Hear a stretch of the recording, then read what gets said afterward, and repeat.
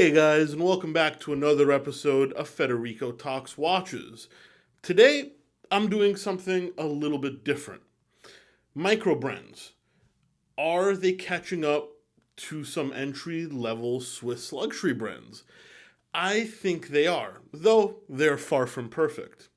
Today, I'm taking a look at the new Zelos Abyss 3 and comparing it at this price point to another brand like Ball. Now, for you that don't know, I have a partnership with Zelos. I've reviewed a few of their watches in the past. It's one of the few micro brands I really do enjoy.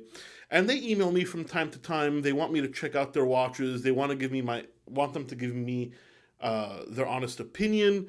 And at the same time, it's not always good, but they always email me back thanking me and trying to kind of take my input and put it into their models. So today I want to thank Zelos for sending this watch in. I will also be giving it away at the end of the video, so stick around to figure out how to enter that. So anyway, guys, let me give you some basic information about this. This is the Zelos Abyss 3. It has a retail price of $699. Now that is going up to just under $1,000 on March 1st. Now, what makes this special, well, it's a micro brand. It's a micro brand out of Singapore with a Swiss Sellita-based movement. But this is a 3,000 meter water resistant watch. Now, I did shoot some video of it, and that's, we're going to take a closer look. It's 43 millimeters, 51.5 millimeters lug to lug, but it's 20 millimeters thick. Now, that goes hand in hand with the 3,000 meters of water resistance. And mind you guys, that is done without a helium release valve. That is a little bit of a flex on Zelos's part, showing you that they are capable of making a watch like that. A little bit of them showing off technically. Now, what I really do like is I think the finishing is top notch on the case. We'll get to the bracelet in a second. The dial is matte and beautiful. The color scheme, it comes in a few different color schemes, but I like the black and gold. The turbine, seconds at 6, is also interesting.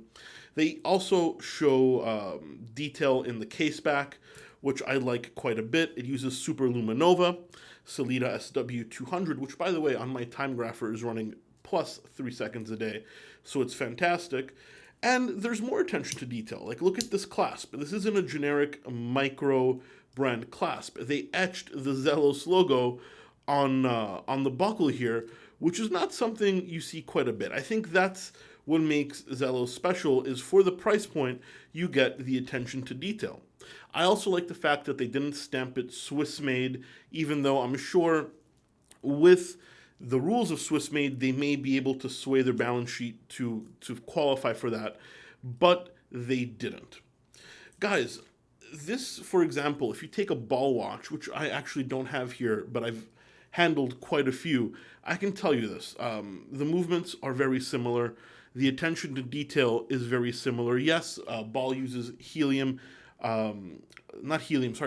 gas tubes, which is an interesting technology, but also they fade after 5 or 6 years. But I can tell you what strikes me the most is the case finishing on the Zelos seems to be equal, if not almost the same quality as Ball. They wear very, very similar to the Ball engineer. In fact, I wouldn't be shocked if these cases are made in the same factory. My guess is somewhere in Asia, which, by the way, is very common for cases, sapphires, and dials on Swiss watches, especially the entry level, to be made in Asia. Where this watch falls short a tiny bit, in my opinion, is the bracelet. A few sharp edges. The finishing isn't great on the bracelet. I mean, the brushing, especially on the end piece, is a little bit sloppy. It's a very substantial looking bracelet, but far from the best in fit and finish. But I think Zelos almost knew that because they included a beautiful isofrane style rubber strap. And that's exactly how I would wear this watch, is on the additional rubber strap. Now, guys, it's a large rough and tumble diver with a Sellita movement that's been regulated, Super Luminova, sapphire crystals, no kind of lies about its provenance, pretending to be Swiss made or trying to skirt the rules for well under $1,000.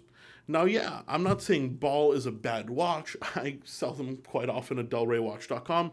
I think they make a good watch, but what I do think is Zelos is a very, very similar piece for a much better value proposition. It's not every day that I like Microbrands, but I do think Zelos does a good job right now, and they have in the past, and I think they will continue to improve.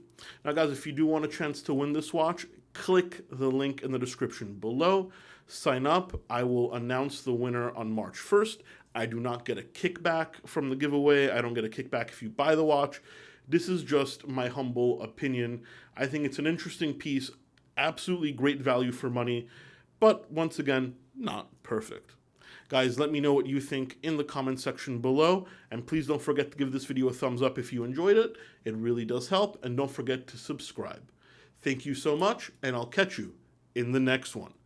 Take care.